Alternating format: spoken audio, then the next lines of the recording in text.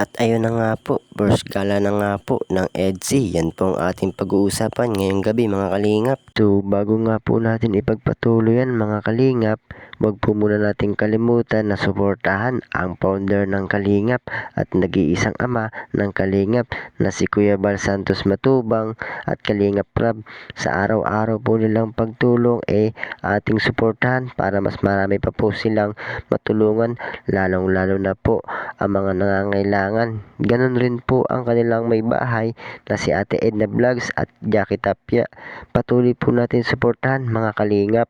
At kung bago lang po kayo sa aking YouTube channel ay huwag niyo pong kalimutan na mag-subscribe at pakipindot na rin po ang notification bell para lagi po kayong updated sa aking video. Mga kalingap, first gala na nga po ng EDSI. So iikutin na nga po ni Beyonce ang Hong Kong.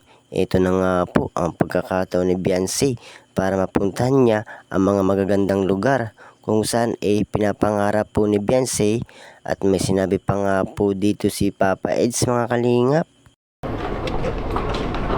Grabe. Ano, ready ka na? Marami mahaba-habang lakaran to palagi. Baka hindi ka sanay sa paglalakad ng malayo ha. Kailang maglakad ng mahaba basta kasama ka. At so ayun nga po mga kalingap, narinig nyo naman po. At may pampakilig pa nga talaga dito si Beyonce. Papa Eds kinilig ng palihim sa sinabi ni Beyonce. Grabe naman po mga kalingap. So sabi pa nga ni Papa Eds mahaba-haba na lakaran at ipapasyal na nga po itong si Beyonce mga kalingap.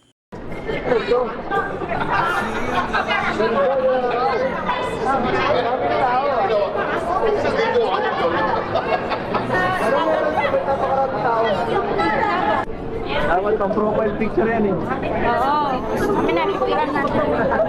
Ganda. Sobrang ganda. Ganda, grabe. Doon sa taas, pwedeng makit doon eh, oh. Parang ano, ganda, parang sa ganda doon sa mga kayo doon, sa bangkang yun.